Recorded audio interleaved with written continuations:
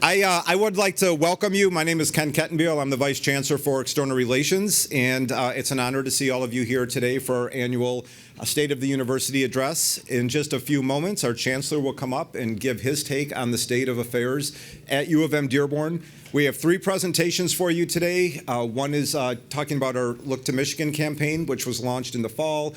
We have a program on student success, which is why we're all in the room. And then finally, there's a presentation on spaces and places on campus. So we think it's a nice program. Lee Redding in the restroom asked if it was going to be a good show. I said, you tell me at the end. So he will let me know if we delivered. And then, of course, we have the Winter Carnival at the end. So program is scheduled to be about 75 minutes. We hope you enjoy it. Again, thank you for being here. And with that, we welcome our Chancellor Grasso to the podium.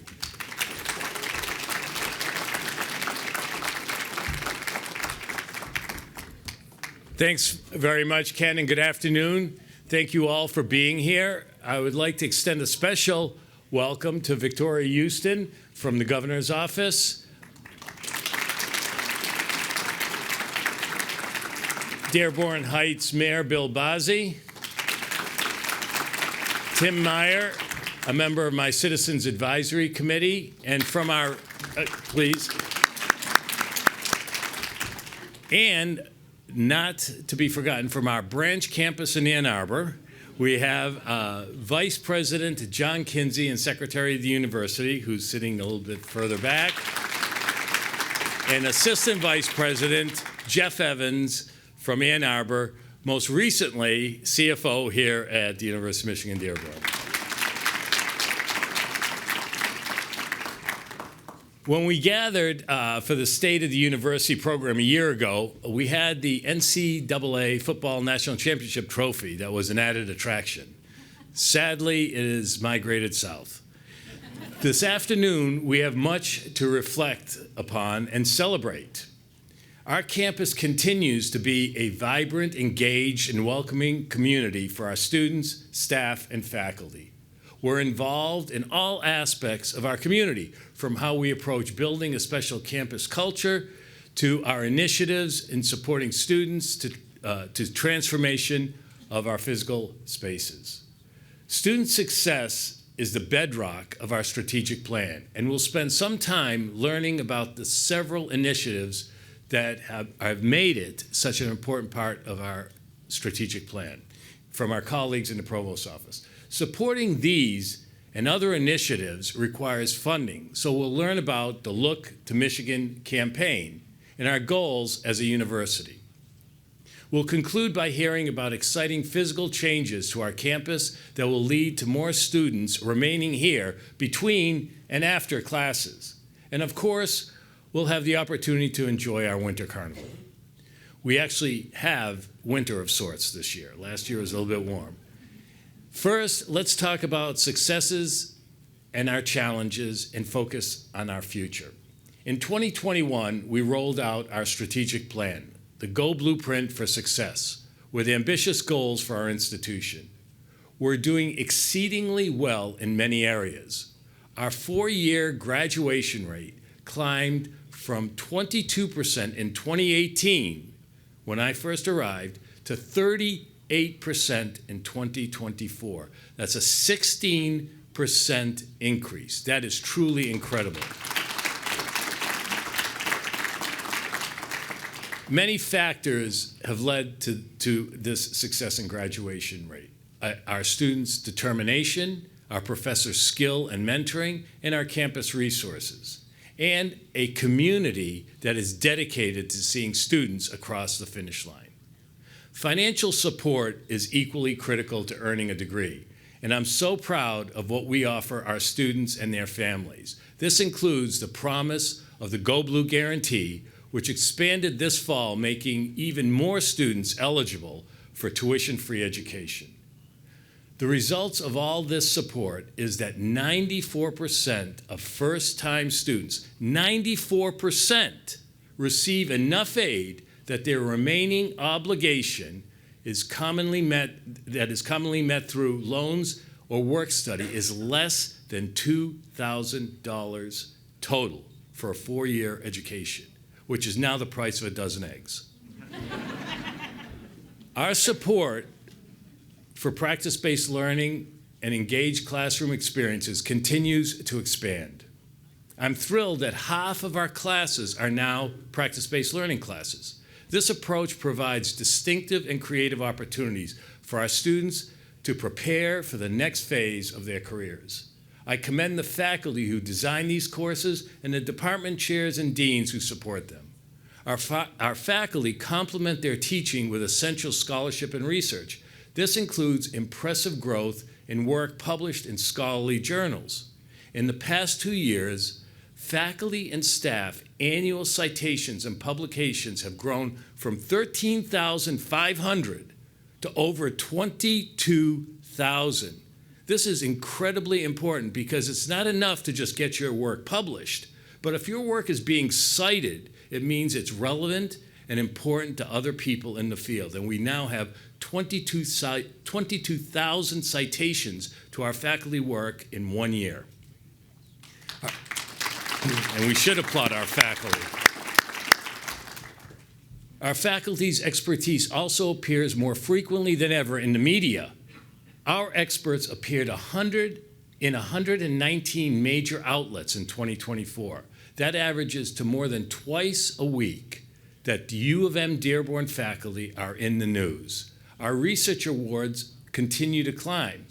Where we aimed for $9.8 million in research support in FY 2024, our faculty outperformed themselves and received nearly $12 million. There is even more good news. Our awarded and recommended research funding for the first 6 months of 2025 exceeds $14 million, notwithstanding any executive orders. A few grants of note. Zhou Zhao, Wenkong Su, and Maggie Wang in the electrical and computer engineering department were awarded nearly $1.5 million from the state of Michigan to develop an energy storage system using second life batteries from electric vehicles. This is our largest grant ever from the state of Michigan. CASEL external grants increased dramatically tenfold in 1 year, going from $200,000 to over $2 million in 2024. This includes 2 NIH grants to several natural science faculty members. Elena Zhang and Jay Fan are investigating traumatic brain injuries at the cellular level. And Kailan Kanapali and Survante Tripathi are investigating new ways acids in the body might help fight deadly diseases like Legionnaires and tuberculosis. Also, Christos Konstantidis received an award from the Department of Energy to advance nuclear magnetic resonance spectroscopy.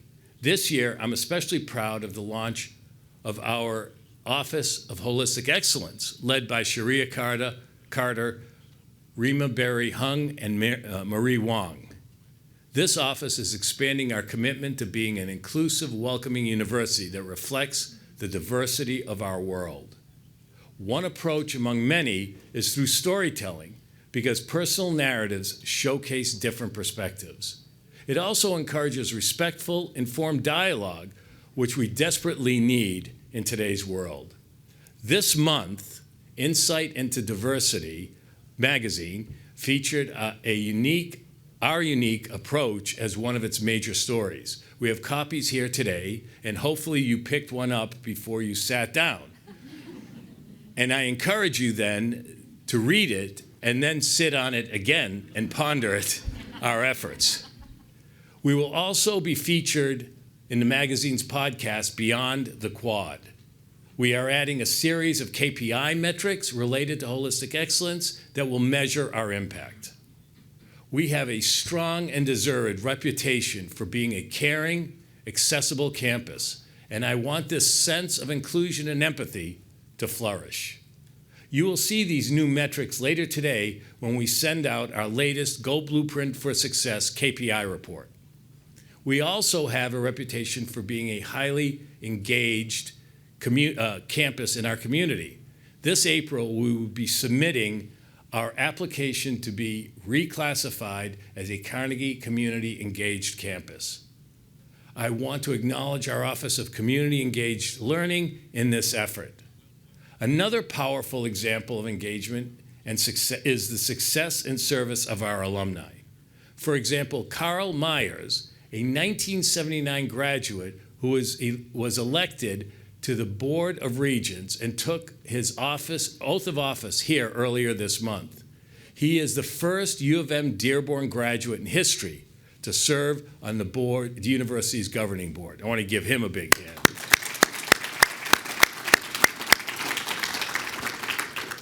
It was particularly special that Regent Myers took his oath of office here on our campus just before the holidays. Michigan Supreme Court Justice Brian Zahara administered the oath. As many of you know, I am a relentless proponent of a growth mindset, always staying curious and pushing new ways to approach life. As I often mention at commencement, you do not stop being curious because you grow old. You grow old because you stop being curious. We have exhibited institutional growth mindset in many areas with our new PBL courses, the Office of Holistic Excellence, and reimagining spaces that we provide our community. As a small personal example, I have been, where is Gabriella? Is she here? I have been learning Italian. Okay? Ciao, amici, right? Whoop. Good thing it wasn't carbonated. I knew some Italian as a young child and spoke a dialect, but that was more than a few years ago. So I'm learning it again, and it's much more challenging when you get older. And you know the old aphorism about old dogs and new tricks. So that is certainly me. But I love the challenge. I want to share a quote from Galileo in his native tongue. Dietro ogni problema c'è un'opportunità. That means behind every problem, there is an opportunity. Our university faces challenges, yet in whatever language you choose, we also have the talent and creativity and capacity to manage them. Our highest hurdle, one shared by nearly every college and university in the United States, is enrollment. There are simply fewer college-age students today than a decade ago, especially here in Michigan, but there are still growing opportunities. We currently enroll 8,100 students and have challenged ourselves to enroll 10,000 by 2032. We have experienced modest increases in undergraduate students, which is encouraging. More students should experience everything we have to offer here at U of M-Dearborn. At the graduate level, I'm increasingly concerned about enrollment. First, because it has declined, and second, because of the new administration's attitudes towards citizens from other countries. 1 in 4 U of M-Dearborn students is a graduate student, and approximately 40% of those are international. This helps us create what the London Times calls intellectual density, making our undergraduate experience that much richer. But because these students come from around the world, and despite the many ways they can enrich our community, there is a credible threat that Congress and the executive branch could enact measures that severely limit their ability to enter the U.S. The encouraging news is that the Institute of International Education believes enough members of Congress appreciate what international students contribute to our communities and economy. Our university, too, will continue to advocate for this important community. I encourage all of us to support these students and do what U of M-Dearborn does best, provide a welcoming environment in our classrooms, laboratories, and across campus. Speaking of the federal government, which many of us are cautious about now, we are aware of the flurry of executive orders being issued that could impact our operations in our community. This week, the U.S. Office of Management and Budget ordered a pause and evaluation of all grant, loan, and financial assistance programs offered. This order could have caused chaos on our campus and across the United States. Fortunately, it was rescinded. Nonetheless, there are many other executive orders that have significant consequences for our operations. This situation is changing minute by minute. In fact, I've rewritten this section of the address 6 times over the last 2 days. There continues to be more questions than answers, and we should expect this to be the case into the foreseeable future. I want to assure you that we are committed to doing all we can to keep our students and everyone in our campus community safe. We will continue to coordinate with our colleagues in Ann Arbor and Flint. I, along with President Ono and other executive officers, are meeting daily to monitor the situation. We've also launched a website with the latest information that we have, and that came out in the reporter, in today's reporter. I encourage you to go to that website and not the one in Ann Arbor. The one in Ann Arbor is very similar, but the one on our website has information that's specific to our campus. It has everything that's in the Ann Arbor website, but additional information is specific to our campus. Campus leaders will provide updates and share any impact to campus as new details develop. Another enrollment concern is a decline in the number of students majoring in programs offered by the College of Arts, Science, and Letters. This is another issue that is not unique to U of M-Dearborn. Still, we must act. Castle majors enrollment has dropped 49% in the past decade, and we simply cannot ignore that. This decline has resulted in significant financial challenges that need to be addressed. Dean Dagmar Budakova is leading a collaborative process to make difficult but necessary decisions to reimagine Castle's future. I want to be very clear. We are undertaking these measures to ensure the university protects its liberal arts core and secures Castle's future. I want to emphasize the word collaborative. The Castle Dean's Office is actively seeking faculty input. Nonetheless, the Dean bears ultimate responsibility for the success of her college. I have full confidence and trust in Dean Budakova and our Castle faculty. I know they have good ideas and good intentions and will work in collaboration together to make the college stronger and well-positioned for the future. Together, let's focus on creative and lasting solutions. I would love nothing more than for the University of Michigan-Dearborn to create novel approaches for increasing the attractiveness of the liberal arts that could serve as models for higher education. Our university is an institution of opportunity and stands apart from others. We provide a University of Michigan degree that is accessible, affordable, and obtainable. We offer a path to an elite degree defined not by elitism or exclusivity, but rather by inclusivity. When you return to your classrooms and offices later today, please share with your colleagues what you've learned today. Our university is a stimulating and rewarding place to learn, teach, work, and grow.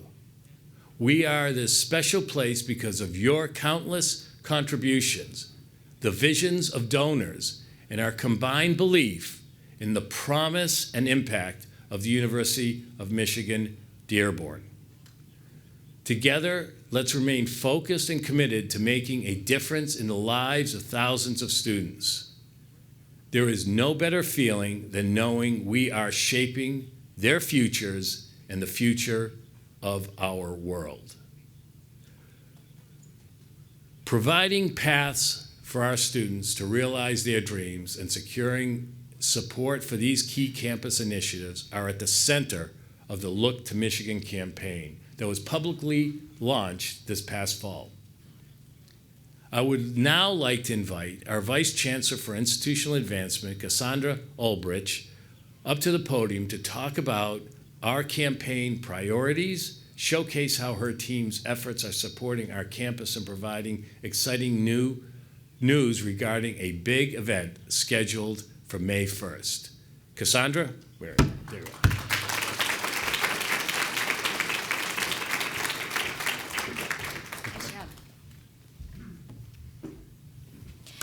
Well, thank you so much for allowing me to share some exciting news with you. Today, I want to talk about impact. As you may know, the university launched the public phase of the Look to Michigan campaign in October. The reality is this campaign started a few years ago.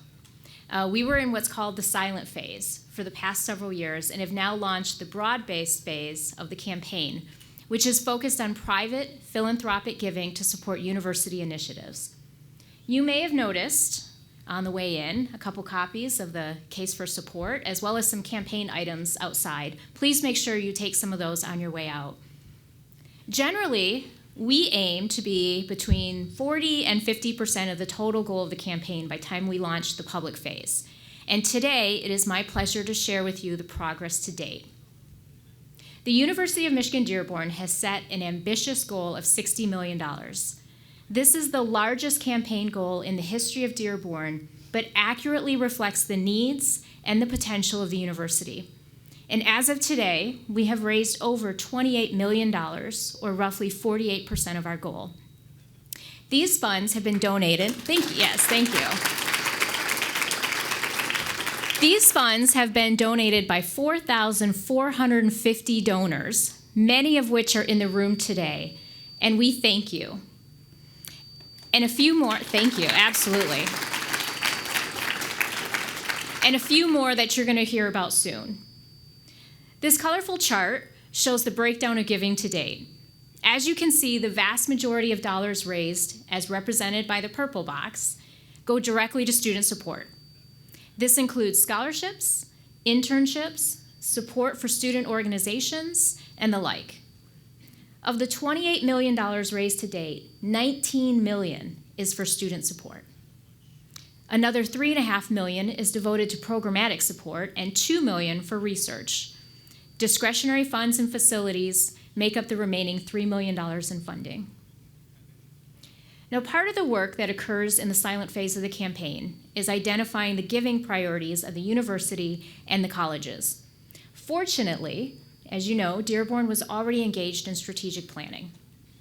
This allowed us to easily align the campaign with the university's strategic plan.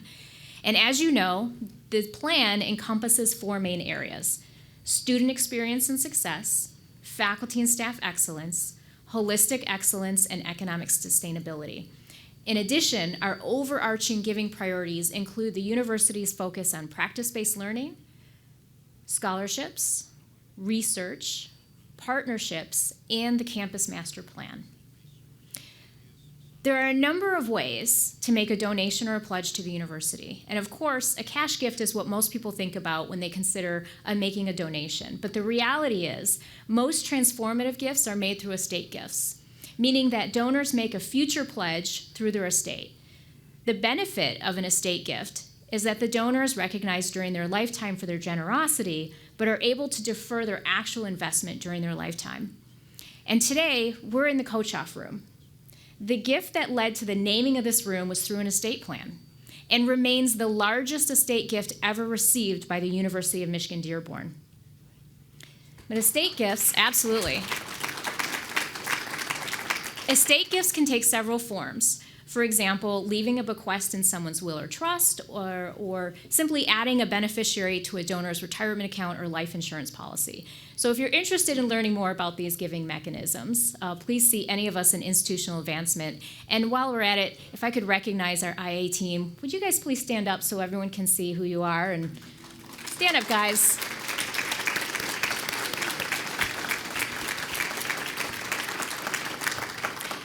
Any of us would be happy to answer any questions you have. But please keep in mind that all gifts are impactful, regardless of the size or type.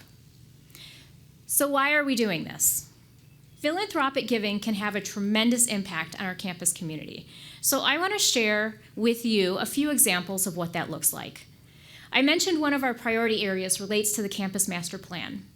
Recently, Mark Ritz and Lee Gorman became aware of the plan, and as a result of their passion for sustainable energy, ultimately made a 5-year pledge totaling $500,000 to support the addition of solar panels to the England Lab building rooftop. Absolutely. These solar panels will be the university's first renewable energy production resource, bringing us one step closer to achieving our goal of carbon neutrality for our campus. But this will also save us money. When completed, the solar energy array will produce 15% of the electricity needs for the England Engineering Lab building during the most expensive times of the day, saving the university $50,000 a year. So let's hear from Mark about how this gift came to be. Hi, I'm Mark Ritz. I'm a 1975 engineering graduate of the University of Michigan-Dearborn. My wife, Lee, who's behind the camera at this point, is also an alum of the University of Michigan, and we are longtime donors to the university. We're particularly delighted to be able to provide the financial support for the ELB rooftop solar project that includes an educational kiosk. Our actual decision to support the ELB rooftop solar project came about as a happy coincidence. One day last summer, I received an email from the University of Michigan-Dearborn that included information about the new comprehensive campus renovation plan. I was delighted to see that it included solar installations, and I realized this was a unique opportunity to simultaneously support both the University of Michigan-Dearborn and solar power. So I sent a note to Kelly Cronin, who happened to be gearing up to work on the Look to Michigan fundraising campaign, and all the pieces fell neatly into place to make this happen. Kelly's with us today. Say hi, Kelly.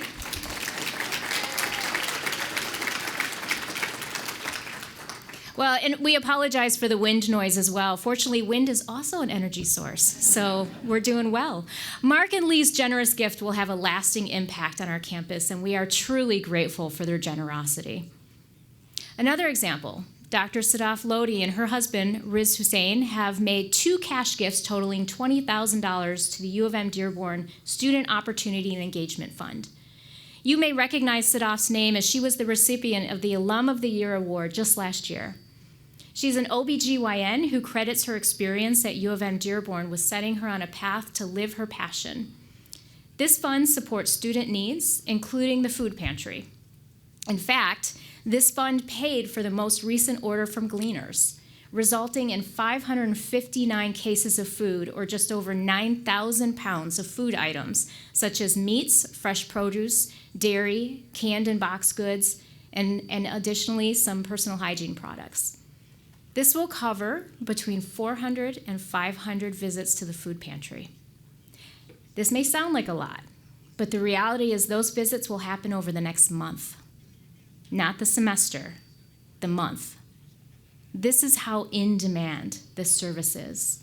And I am sure that Amy Finley and her team would be happy to answer any questions or talk about additional needs as well. In addition to individuals, we're also grateful to our corporate and foundation partners who support the university as well. One such donor is Altair. Altair is a software and technology company founded by Dearborn alum Jim Scappa. Altair established the only forward scholarship in the College of Engineering and Computer Science. 9 students have been awarded up to $25,000 in scholarships, and 2 of these students were also able to intern in the company as well. Gilmer Saravia serves as Altair's Chief People Officer and shares why Altair made this gift. At Altair, we provide opportunities for the future innovators, whether they're on their journey from early years to universities and on through their professional careers. By providing scholarships, we aim to support students from underrepresented backgrounds, ensuring they have access to opportunities that will expand their horizons and inspire them to make an impact in today's world. So it's one thing for me to tell you about the impact, but it's another for the students who benefit from these donations to tell you themselves. Please welcome to the stage Altair Only Forward Scholarship recipients Rahab Jadala and Jade Oo.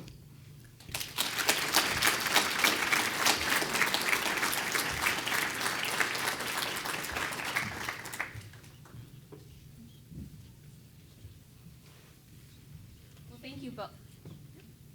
Are we on? Okay, there we go. Thank you both for being with us today. Why don't you just take a moment to introduce yourselves? Rahab, we'll start with you. Okay, yeah, sure. So my name's Rahab Jadala. I'm a junior here at the University of Michigan-Dearborn.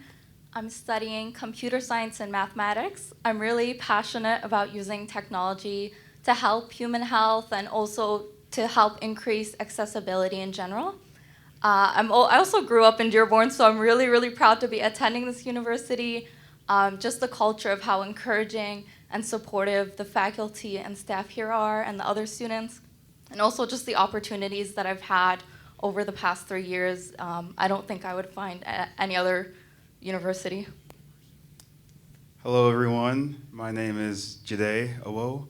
I'm a junior in mechanical engineering. I chose mechanical engineering because I really like the idea of being able to make whatever comes to my mind. We're still on the path to that, so fingers crossed. I'm involved in several orgs on campus, like Massa Dearborn, InterVarsity, student government, and I just kind of go to events here and there to be closer to the campus and all that. I was born in Texas, and grew up in Canada, so it's a crazy kind of like polar opposites, basically. And now I'm in Michigan, so it's really great. Grateful that I'm here, so yeah. Thank you. So Rahab, let's start with you. Can you talk about what receiving the scholarship meant for you? Yeah, sure. So receiving the scholarship, to me, it means that instead of spending time taking on additional jobs and taking on work to try to make ends meet for each semester, it means that I have the space to take on the opportunities that I'm passionate about and are related to my ultimate career goals. One of those opportunities is the research that I've been doing under Dr. Bruce Maxim for over the past 2 years now. Our research is about increasing accessibility and extended reality technologies, so like the VR headsets, if you guys know those, and also about making public spaces more wheelchair accessible with a VR game. So that's one way. I also just gives me the space to work on personal projects, attend hackathons, things like that. So it's just given me the space to build my career and work towards my ultimate goals. That's fantastic. Jade, in addition to receiving the scholarship, you also had some other opportunities as well. Do you want to talk about that? Yeah, so this past summer, I had the opportunity to intern with Altair as an application engineering intern, which was really cool. Didn't expect it to happen. I had a couple of rejections beforehand. So it was really pleasant that they finally let me have an interview and everything.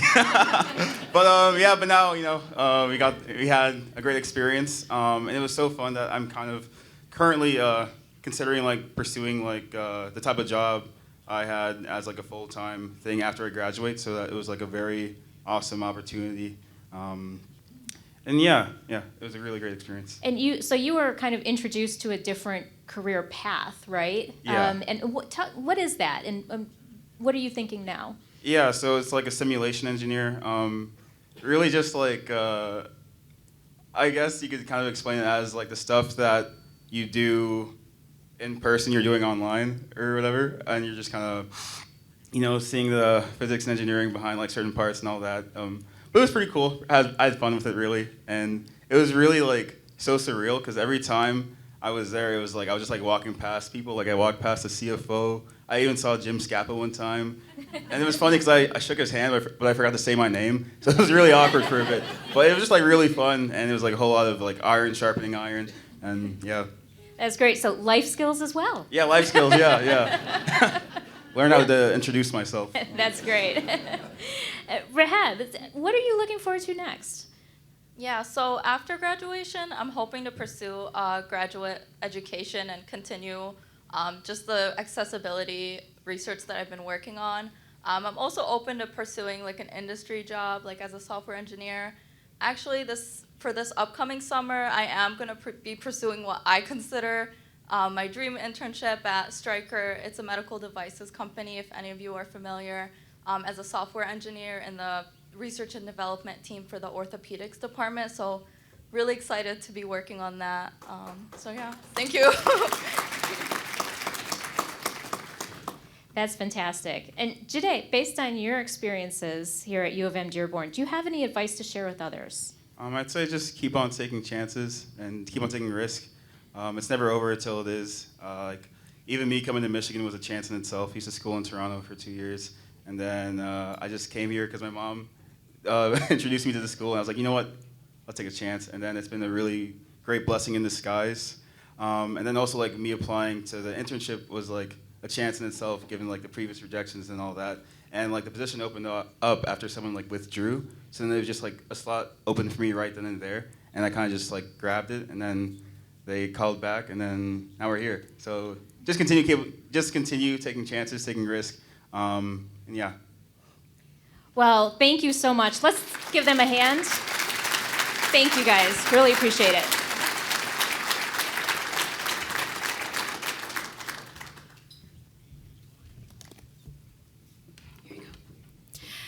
Okay, so as you saw, that's just phenomenal, and that's just one type of impact that we can make with our philanthropic dollars. So what is next? Typically, when a university launches a public phase of their campaign, they host campaign events. And we opted to postpone ours for two reasons. First, we didn't think it would be fair for our donors to have to choose between great events that were happening in Ann Arbor and Flint campuses, and then to add to that Dearborn as well. But second, we wanted to host an event that was reflective of our history and a celebration of our future. And there really was only one location we thought did both, and that's the Michigan Central Station, which wasn't available until now. So I'm happy to say on May 1st, the university will host a gala at the station. And in the next couple of weeks, you'll get additional information on how you can participate in this exciting event. And leading up to the May 1st event, we'll have a few opportunities to also participate in the campaign through your own philanthropic giving, if you so choose. Starting with the annual Giving Blue Day, which will be on March 19th. And then following that, the university will have a month-long faculty staff campaign that will include a number of campus events. So stay tuned for more information. And remember, just as everything you do at this university is benefiting someone else, every gift, regardless of size, also makes an impact on someone else's life. So thank you for all that you do. Domenico.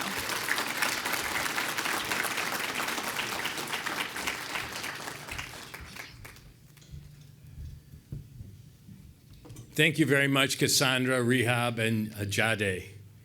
We all look forward to supporting you and the Look to Michigan campaign efforts.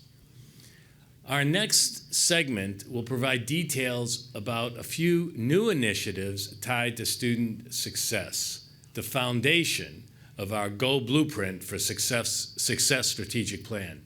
Some of these initiatives are funded through donor support. Associate Provost Maureen Linker and Joan Rimsky will lead this part of the program. Maureen, Joan?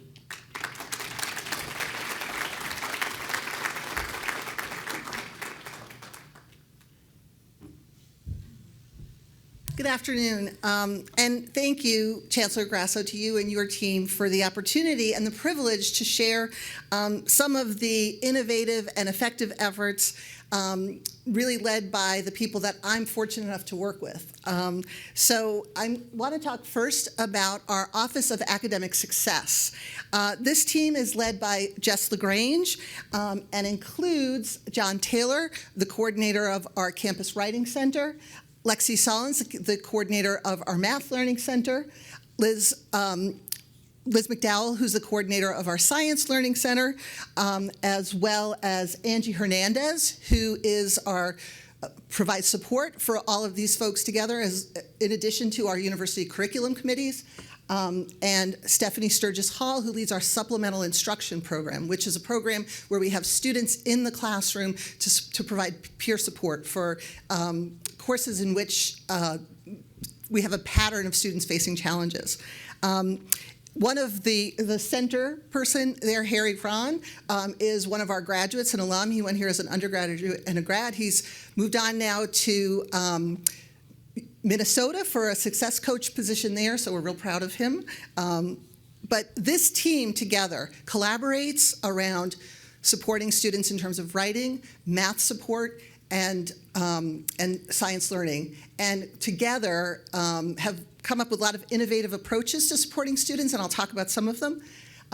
If we move to our next slide, the other team that I want to talk about today is our Experience Plus team. And here's Laurel Drought, the director of our Career Services Office, and Kelsey Parker, who is our project manager for Experience Plus. This is a partnership with some other folks who are not in this picture, the Library Research Center at the Mardigian Library, and our Global Education Director, Scott Riggs. And again, this is a collaborative effort to support students in all of their co-curricular experiences, providing professional development support, and so I'll talk about some of the initiatives led by these teams.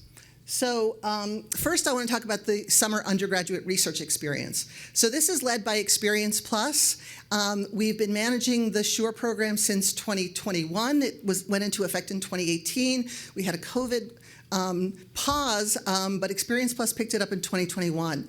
And I'm so extremely proud of this program. What we do is we provide summer stipends for students for May, June, and July, and they work closely with a faculty member who's proposed a research project, and then at the end of the summer they present their research at a showcase for campus. During the course of the summer, students are provided professional development sessions, everything from research ethics to how to translate your research experience onto your resume.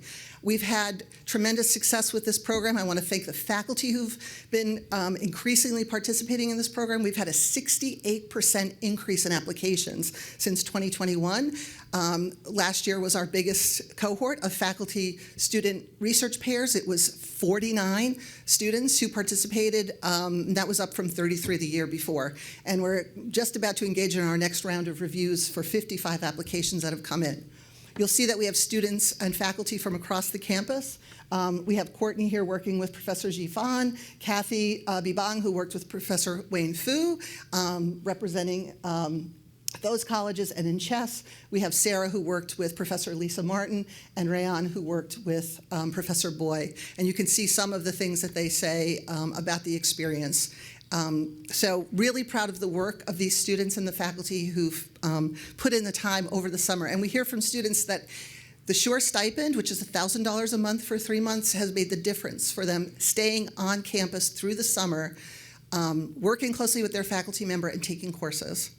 Another program that I'd like to highlight in this time is Mentor Collective. So this was a pilot program that we did back in 2021, and the program pairs incoming students, FIDIACs, first time in college and transfer students, with an upper class student to provide resources, to let them know about campus student supports.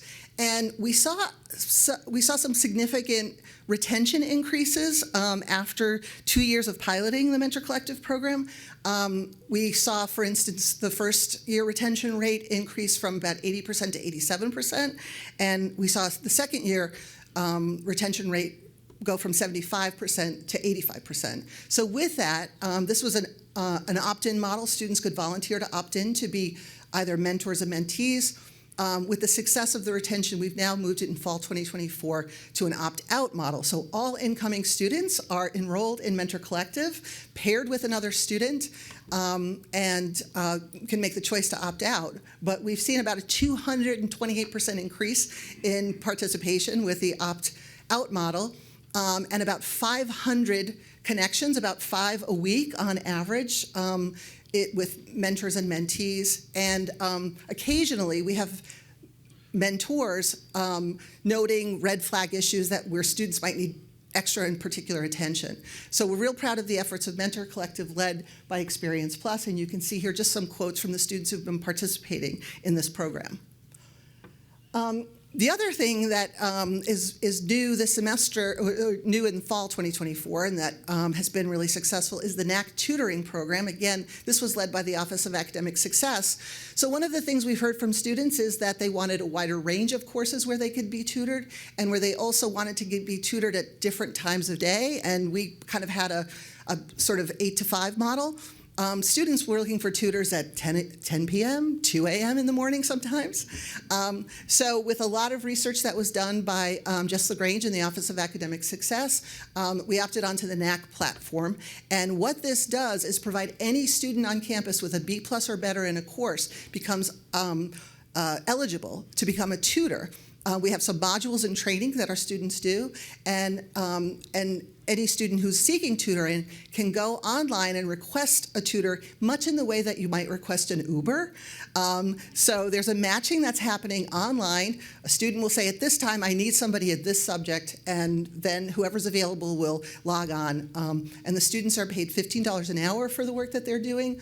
And again, these are our students tutoring our students in courses where they have been successful. So we've been really happy to see the increase from about 40 tutoring appointments in winter 23 to in fall 24, we had over 500 tutoring appointments. So really proud of that work.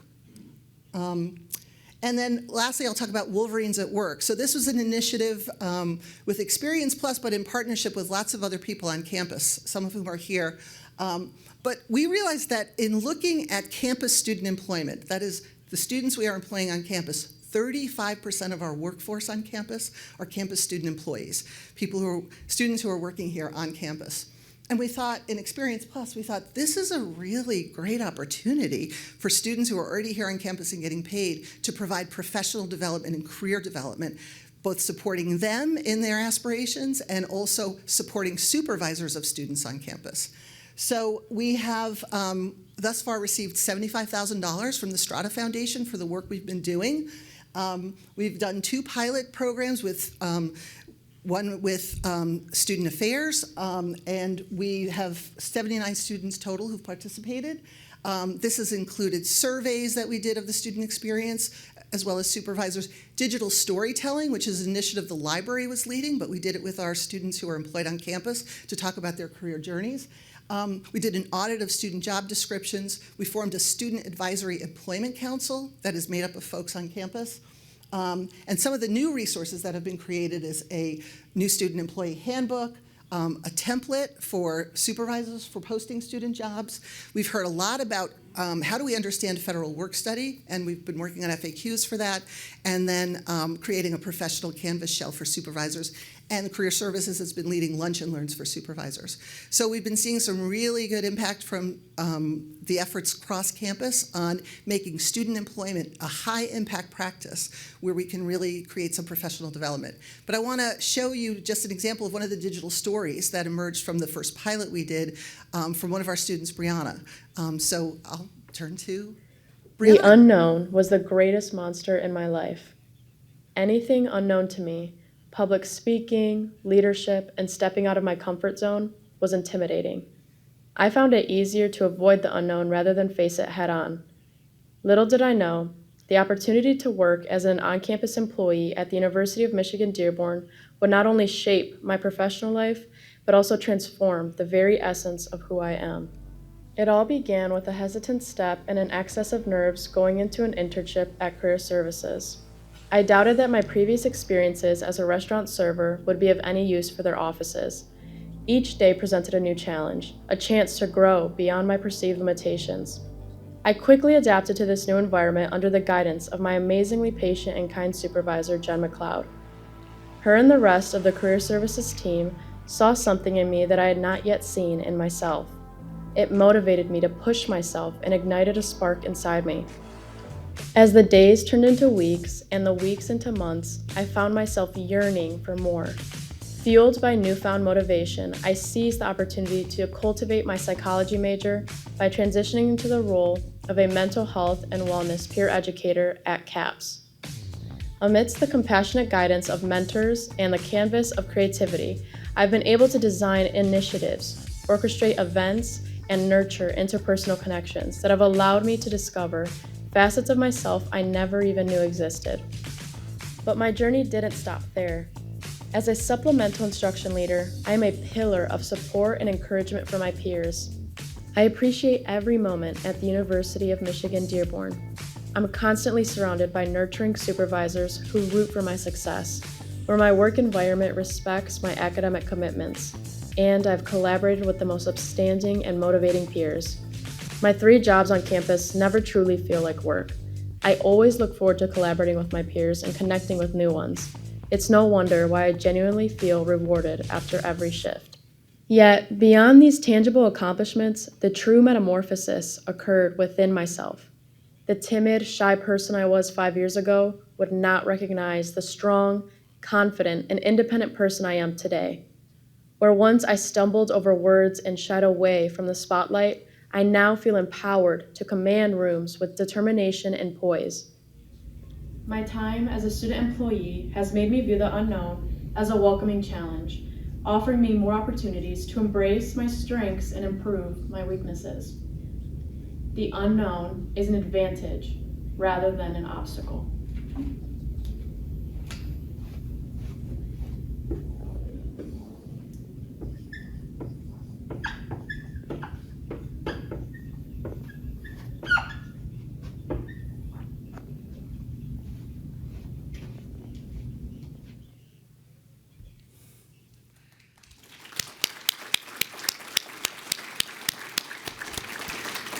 And just to note, Brianna created that video under the direction of another campus student employee, Carlos Gonzalez, who's part of the library's digital education team. So wonderful, the collaboration between those students. So thanks for letting me share some of the highlights of some of the efforts we've been working on more in the past couple of years for students both in the classroom and alongside the classroom. I wanted to end with the fact that we are very proud in the Provost's office, the fact that 3 of us have just recently been awarded State of Michigan grants. I received a grant for Amplify Advising, which includes both working with our START advising team on appreciative inquiry advising, which is something that the National Association of College Advising recommends, and also working with our team in Chess and then all the other colleges around student educational plans. Amy Findley, as Cassandra had noted earlier, who's been really devoted to strengthening opportunities for students in Dearborn support and with the food pantry, received a grant that includes completion grants for students who are close to graduation, so helping with support there and also supporting our food pantry. And then finally, Dr. Joan Remsky, who you'll hear from in a moment, received a 3-year grant for accelerating STEM success, which will focus on 3 courses that have proven to be real challenges for students in advancing in their STEM degree, and this grant will provide some opportunities for redesign. So with that, it is my great pleasure to introduce my good friend and colleague, Dr. Joan Remsky, who's going to bring up some of her students to talk about their STEM experience.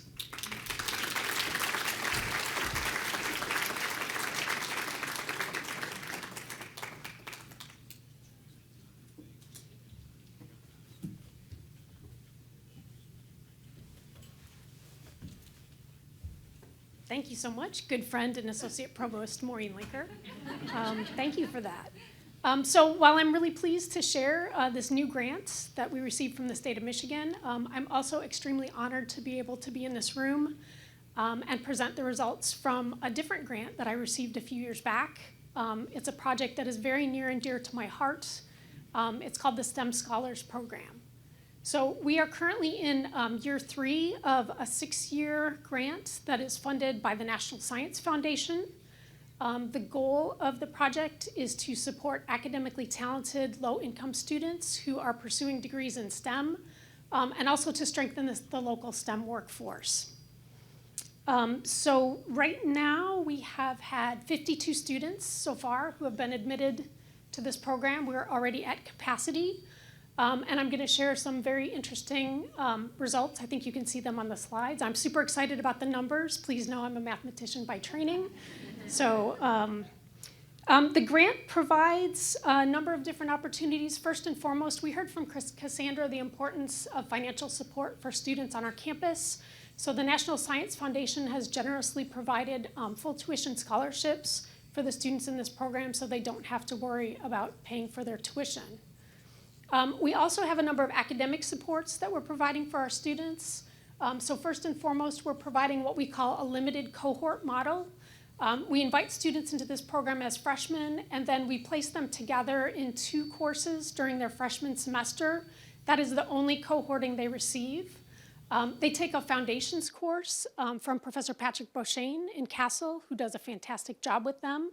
And they also take a more notorious course, Calculus 1, with Alan Wiggins, who is also both loved and feared by the students. Can we say that? Is that fair? All right. The next thing that the grant provides is a dedicated advisor for these students.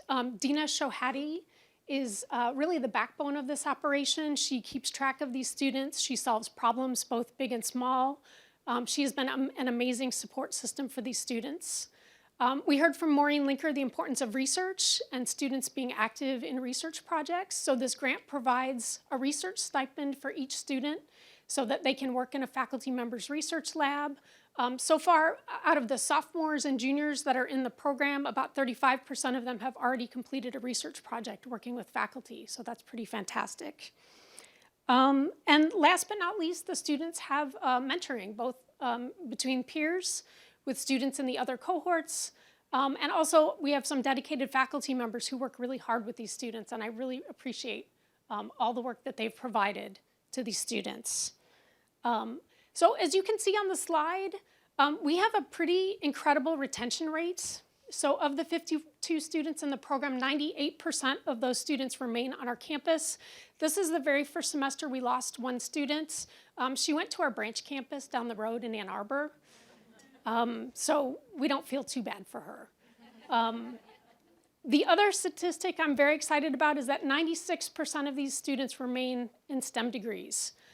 If you look at 2-year retention rates on this campus in STEM, about 70% of our students stick it out in STEM degrees. So I'm really, really pleased by those results.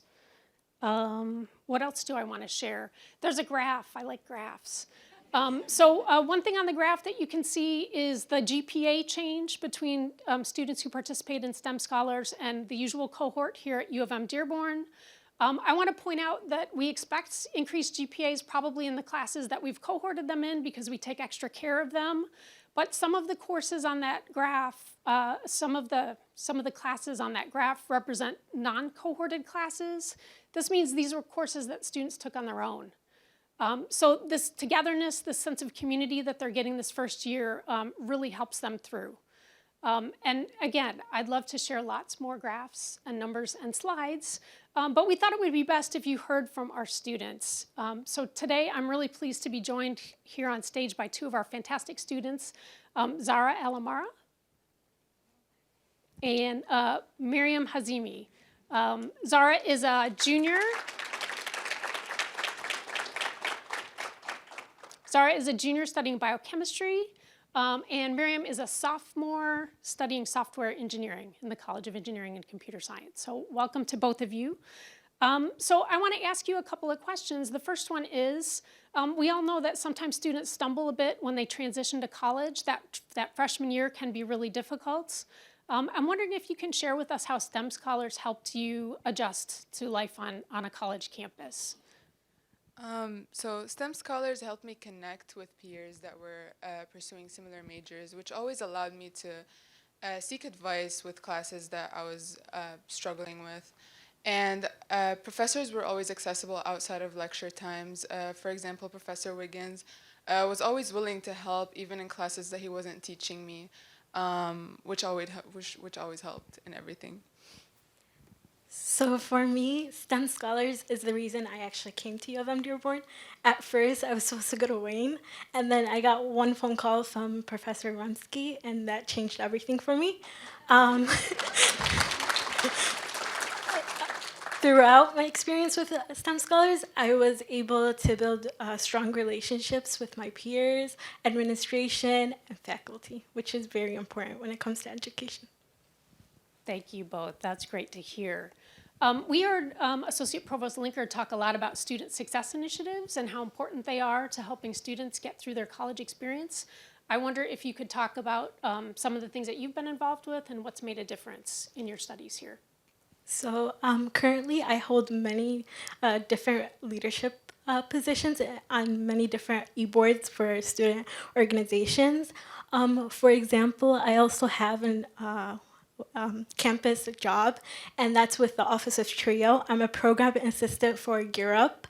I also had the opportunity to do research with Dr. Benor, and that's where I learned many of the lab skills, and those lab skills I hope to take with me to grad school. And lastly, I attended the conference in Chicago where I had the opportunity to talk to Johns Hopkins Medical School, which I never thought I would be able to talk to. And I met so many different STEM scholars from nationwide. And after that, I actually made my LinkedIn account. And so it was a very good networking opportunity. So just to be clear, the STEM Scholars is it's a national program, and they host conferences just for students to introduce them to academic life and academic conferences. And so students get to travel all expenses paid. So for me, STEM Scholars introduced me to Math Corps, which is a summer camp for students in middle school, which offers individualized support in math and English. And through a friend that I met in STEM Scholars, I was introduced to the Coder School, which now allows me to teach children aged 7 through 17 different programming languages, and we work on different coding projects, which also helps me a lot with practicing coding skills and different programming languages. I love that we're thinking about STEM educating more people in STEM, even at a young age, based on this program. That's fantastic. Okay, so last question. We know that research shows that students who feel like they belong do better and they persist longer, especially in STEM degrees. Can you talk a little bit about how STEM Scholars helped you connect to other students and faculty members across campus? Through STEM Scholars, I met students that were pursuing the same major as me in my own cohort, which always provided me with a study group in every class that I took later. And I was always provided with a very strong support group that I felt like other students outside of STEM Scholars didn't have. I was always able to seek advice from Dr. Remsky and Dina in most of the challenges that I had in my classes. So something that's really important, especially at UM-Dearborn as a community campus, is building your relationship your first year, your freshman year.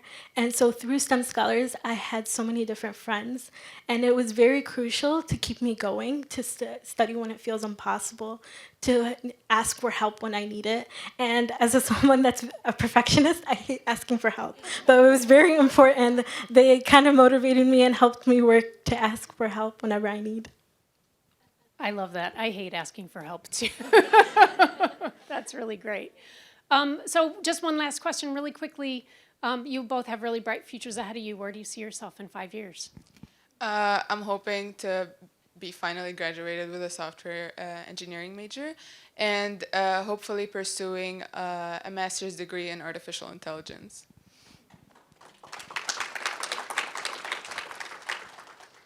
So in 5 years, I hope I'm a fourth-year medical student, but we'll see what Mrs. P says, if I need to take a gap year or not.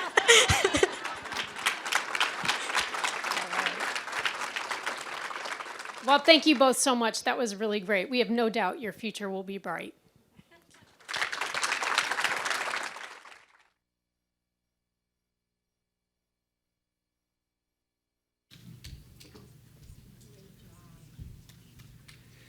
Well, I don't know about you, but this is exactly what we're all about here at the University of Michigan-Dearborn. This is what makes our campus special, what inspires us to come here every day, and I hope that you leave here even more excited after you hear stories like that. I want to thank Maureen, Joan, Zara, and Miriam for what was a great story, our digital story, not digital storytelling, real life storytelling right here. Our final presentation will be from our Executive Director of Facilities, Carol Glick. Our places and spaces are important aspects of creating a welcoming second home for our students, faculty, and staff. I want all of our faculty, staff, and students to feel as much at home here as they do in their personal homes. I believe it also contributes to student success and retention.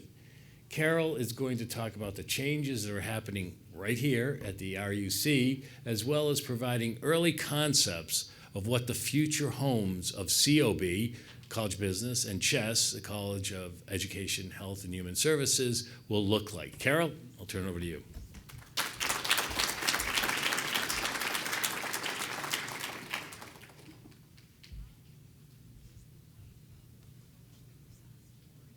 Well, thank you.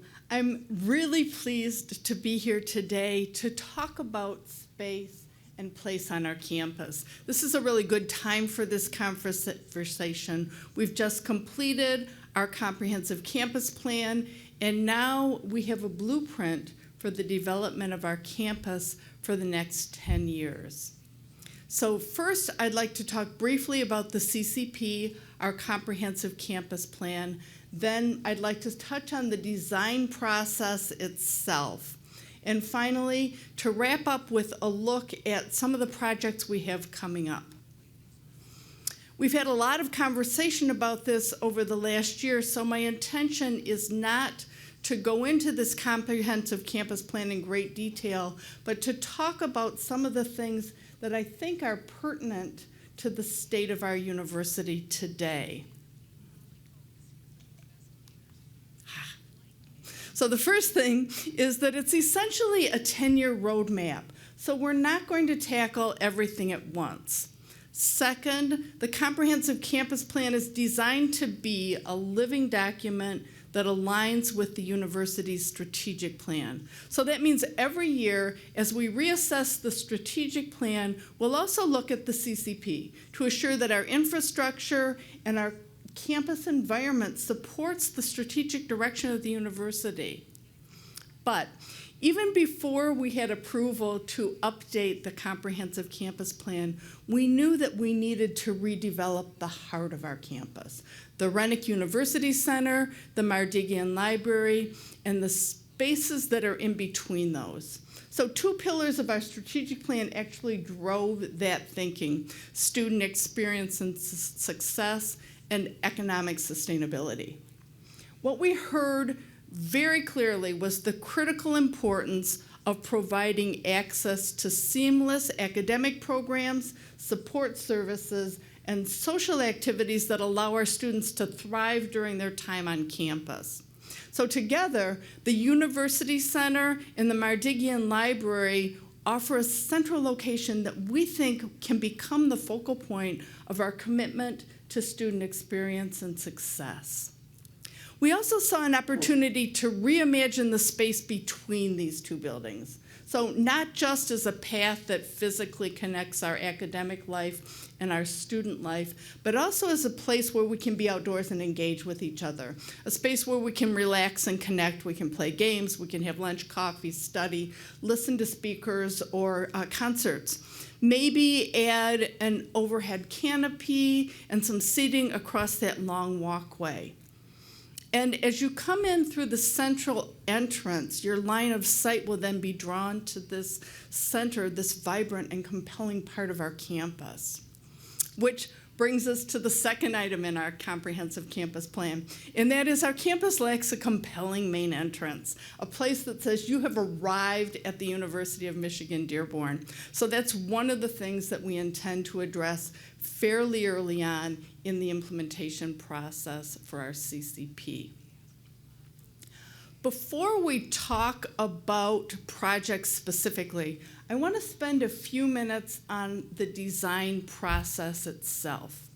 Because I think that there's some places where as a campus community, we're getting stuck. And I want this process to be more comfortable for everyone. So let's take a walk through the 6 stages of design: programming and funding, conceptual design, schematic design, design development, construction documents, and the construction process itself. So this is what it looks like. First, we have an idea. We should do something. We follow that up with some investigation. Is it possible? Does it support our mission and vision? How do we program it? Is there a site or a building where it can live? And finally, of course, can we fund it? Assuming we get to yes, we do want to move forward, we move to conceptual design. The design professionals get to work on the preliminary information that we've given to them. So we've told them what the program is, how many people, how they're going to interact, and they are trying to figure out whether it will fit on the site or within the building and how much it will cost. They create a concept. It's just a jumping off point. Everything has a box, and the project has a preliminary budget. Now, what I can tell you is that this is also the time when stakeholders get to become very concerned. The boxes don't look like anything that's in their vision, and it doesn't seem like this space can possibly meet their needs. And fear and anger and distrust start to surface. But the good news is this is not the end of the process. After conceptual design comes schematic design. And as stakeholders express their concerns and the design team probes further, a vision emerges that promotes additional dialogue and collaboration. And the give and take, the back and forth rhythm of this process ultimately gives way to a common vision, and the sun does come out. Then we can move into design development. This is the icing on the cake. This is where we look at what additional features can expand our vision, how can the space enhance our programs and community. And then finally, we move into construction documents. And this is the highly detailed process that assures that what we envisioned actually will get built. It establishes bid protection to make sure that we remain within our budget and sets all of the details and coordination necessary to make sure that we meet our schedule. Then we can move into construction, and finally, we can occupy the space that we've designed together. So, with that out of the way, let's look at some of our upcoming projects. In the next few minutes, we'll talk about 5 projects that are each in a different stage of the design process. We'll discuss them in order from the least developed to the most developed, beginning with the Computer and Information Science Building, moving on to the Mardigian Library, the Social Sciences Building, the Administration Building, and the Renwick University Center.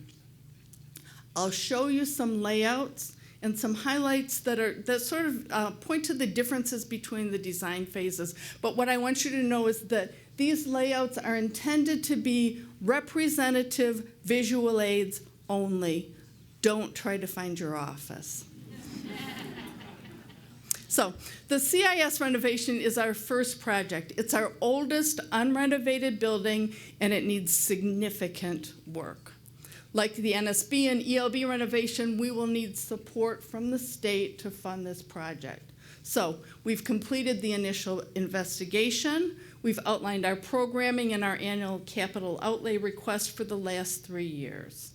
This program ranks high on the annual list of submitted projects from all of the Michigan universities. Unfortunately, the state does not award project funding every year, and it appears that this year will be no different from the past 2 years. So this project will move forward when the state approves and funds it. Our second project is the Mardigian Library phased renovation. This project is currently in conceptual design. So we have some preliminary programming work completed, and our design professionals have reviewed the initial information, and they have determined that everything and everyone will fit. They've created a layout with a box for everyone.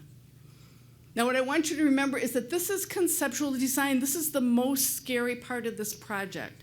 The layout was put together with the most basic of information as a starting point for conversations with building stakeholders. The trouble is, those conversations haven't happened yet. This is absolutely the hardest part in any project design. The next project is the SSB renovation for the College of Business. It's currently in schematic design. So from a stakeholder perspective, the sun is finally beginning to shine. So we start on the left with the conceptual design of the first floor. This design team, again, has fit all the requested programs into the space, all the people, and all of the end users hate it. It's perfect. We're in conceptual design. That's what's supposed to happen. By the time we get through schematic design on the right, we've made some really significant changes. We've reworked the auditoriums in the bottom circle of that layout.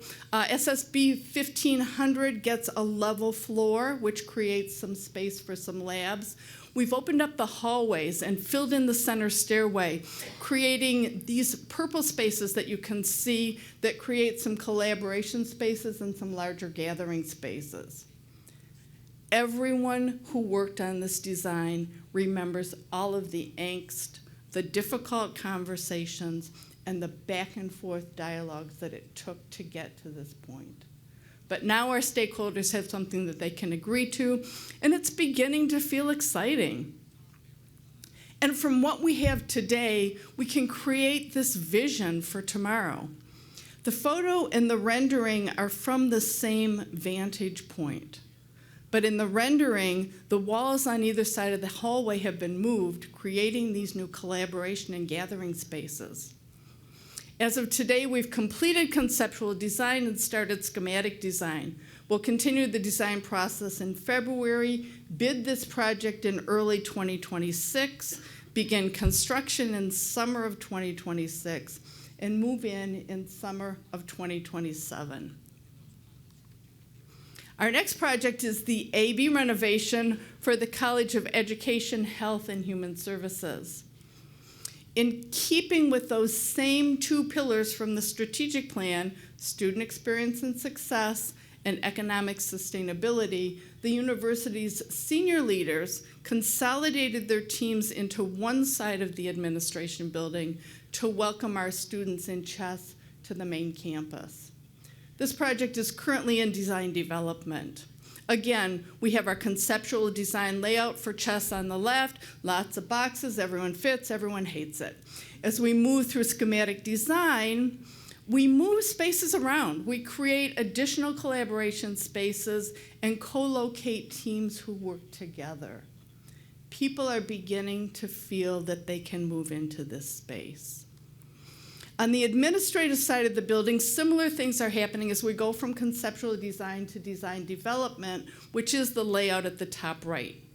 Because our senior leaders embrace the concept of hoteling and shared spaces for their team members who are working in a hybrid manner, new collaborative space can also be created on this side of the building. The bottom layout indicates the areas of construction. Chess is on the left. Administration is on the right, and areas that are grayed out have no plans for construction. As we move into design development, the design team creates renderings, and we can begin to imagine what the space will look and feel like.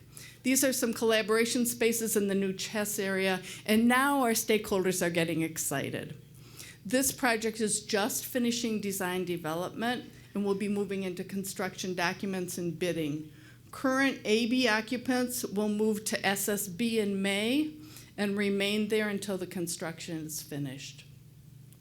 Construction will begin this summer, and occupants will move back into the building in summer of 2026.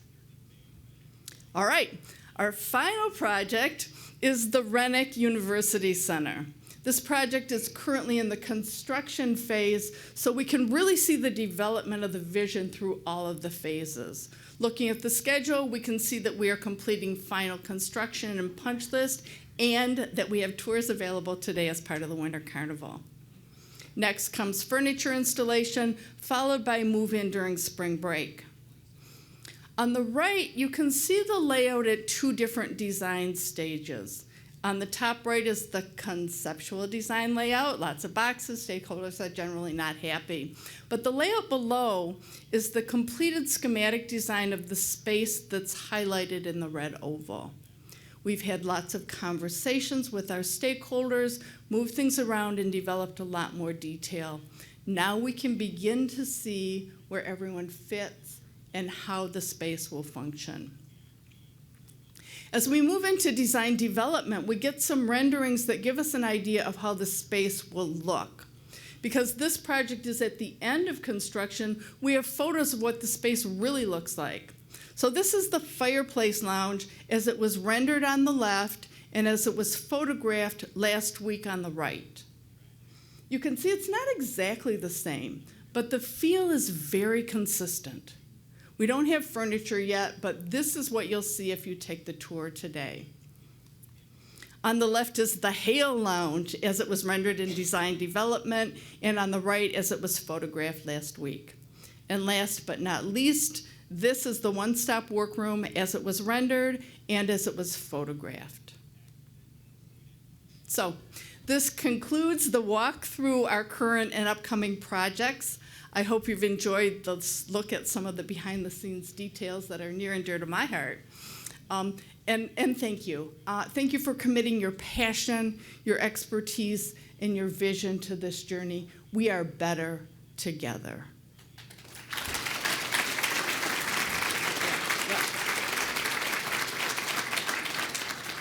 Thank you. And for those of you who are interested in a tour, they'll start right outside the hallway by the stanchion, and we'll be doing escorted tours with about 10 people every 10 minutes through the Winter Carnival. Thank you.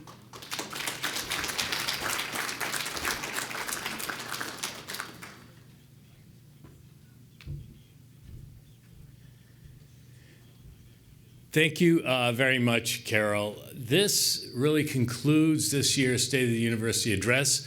I'd like to thank all of our speakers and students today.